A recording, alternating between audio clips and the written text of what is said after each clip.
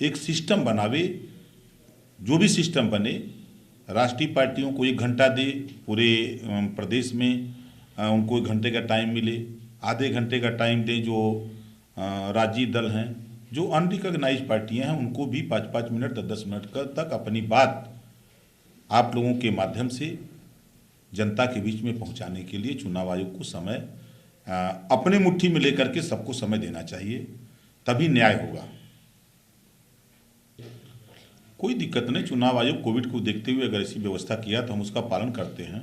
और मजे की बात कि देखिए, हम लोग जनता के बीच में जाकर के जो सरकार, भारतीय जनता पार्टी की सरकार ने महंगाई से लोगों की कमर तोड़ दिया है, जो अन्ना पशु किसानों का गेहूं, अरकल, मटर, आलू, चना जो चर जा रहे हैं, किसान त्राहिमाम कर रहा है, एक बड़ा चुनावी मुद्दा है, वो किसानों तक पहुंच चुका है। उसको न डिजिटल की ज़रूरत है, न वर्चुअल के माध्यम से पहुंचाने की ज़रूरत है, वो वहाँ पहुंच चुका है। और गरीब 300 यूनिट बिजली फ्री देने की बात जो अखिलेश यादव, ओम प्रकाश राजभर ने आज कम से कम हम लोग 3 महीने से वहाँ पहुँचा रहे हैं, तो जनता के घर घर तक हम लोग उसको पहुँचा दिए हैं। गरीबों का इलाज फ्री देने के लिए हम बात पहुँचा चुके हैं। हम लोग जातिवार जनगणना की बात जनता तक पहुँचा चुके हैं।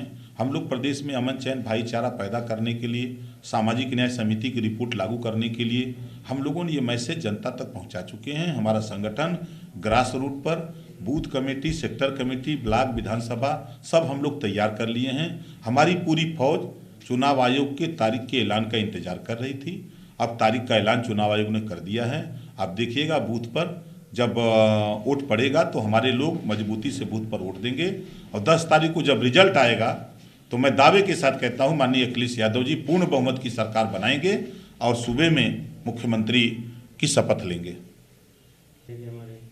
वो सही कह रहे हैं, इस नाते कि उनके सांसदों का कुर्ता जनता फाड़ रही है, उनके विधायकों को गांव में घुसने नहीं दे रही है, उनके विधायकों को थप्पड़ मारा जा रहा है, जनता मार रही है, उनके विधायकों को किसान जो है गांव में घुसने नहीं दे रहा है।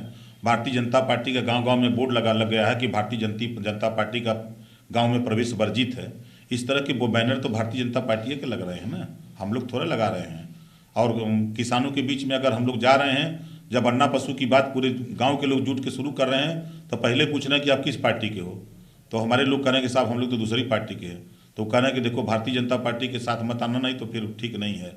तो किसान हो, चाहे व्यापारी हो, चाहे नौजवान हो, आपने अभी देखा 69,000 शिक्षक भर्ती, 68,500 शिक्षक भर्ती, 72,234 शिक्षक भर्ती का मामला हो, पूरे मामले में योगी जी ने पिछड़े दलित का जो रिजर्वेशन है 27% और 22.5% उन्होंने लूट लिया, उसकी पुष्टि भी योगी जी ने कर दिया कि हमने लूटा है।